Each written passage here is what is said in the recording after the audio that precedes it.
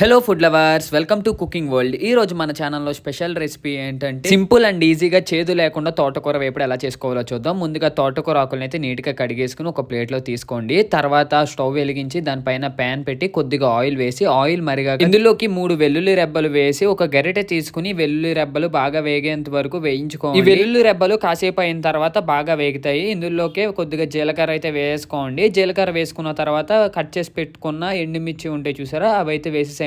ఇప్పుడు ఒక గరిటె తీసుకుని ఇందులో మనం జీలకర్ర, ఎండుమిర్చి అండ్ వెల్లుల్లిపాయలు వేసాం కదా, ఇవన్నీ మొత్తం 3 బాగా కలిసి బాగా వేగేంత వరకు బాగా వేయించుకోవాలి. కాసేపటి తర్వాత ఇవి వేగాక ముందుగా కట్ చేసి నీట్గా క్లీన్ చేసి పెట్టుకున్న తోటకూర ఆకు ఉంటుంది చూసారా, కనిపిస్తున్న విధంగా అయితే ఇందులోకి వేసేసుకోవాలి. ఇప్పుడు మనం ఈ తోటకూరను అయితే బాగా మగ్గనివ్వాలి, అంటే బాగా వేగనివ్వాలన్నమాట. ఒక గరిటె తీసుకుని మనం ఎంత అయితే తోటకూర వేసామో అదంతా మొత్తం తిప్పుతూ బాగా వేగనివ్వాలన్నమాట. అప్పుడే మనకి పచ్చి వాసన ఇదంతా పోతుంది. నెక్స్ట్ ఈ తోటకూర ఈ స్టేజ్ ఉన్నప్పుడే దీనికి తగినంత సాల్ట్ అయితే వేసుకోవాలి. అప్పుడు ఈ సాల్ట్ ఈ ఆకుకి మొత్తం పట్టి బాగా మగ్గుతుంది.